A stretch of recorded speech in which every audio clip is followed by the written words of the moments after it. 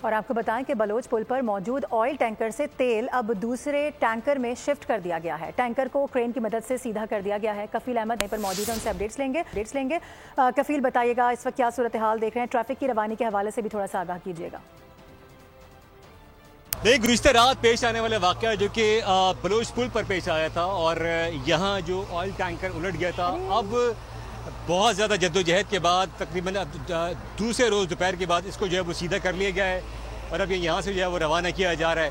और अब्दुल्ला साहब, ये बताइए कि इस वक्त जो ये प्रोसेस हुआ है कितना टाइम लेगा और कितना डीजल जो इसमें जो था ऑयल वो ज़ाया हुआ है? 40,000 लीटर था तो अभी तक डेप तो नहीं हुआ। माल तो मैंने दूसरे गाड़ी में शिफ्ट किया और उसके साथ वो सर्वेयर बैठे हैं। जैसे डेप हो जाएंगे आपको पता लग जाएंगे कितना ज़ाया हो गया, कितना पड़ेंगे।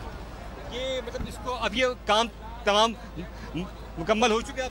मुकम्मल हो गया। अभी ट्राला उठाते हैं, रास्ता खोलते हैं ना, मुकम्मल हो गया। मुकम्मल आप देख सकते हैं इस वक्त, अगर मेरे कैमरामैन दिखाएंगे अमजद के, इस वक्त जो है इसको किसी तरह जो है वो किया सीधा करने के बाद उसको यहाँ से अब लिफ्ट किया जा रहा है ताकि इसको रास्ते को क्लियर किया जा सके, इसलिए कि इसके बंद होने से तमाम जो शहर का ट्रैफिक था वो बुरी तरह मुअत्तल था। और अब इसे जो है वो यहाँ से इसलिए कि इसकी तमाम जो अतराफ की सड़कें थी उन पर दबाव आ गया था, अब उसे क्लियर करने की कोशिश की जा रही है और यहाँ से ये रवाना किया जा रहा है ताकि जो ये ट्रैफिक जो कल से मुअत्तल है तकरीबन, अगर हम बात कर लें तो उसको अब यहाँ से क्लियर किया जाएगा और फिर यहाँ से ट्रैफिक जो है वो। कफील, आपका बहुत शुक्रिया।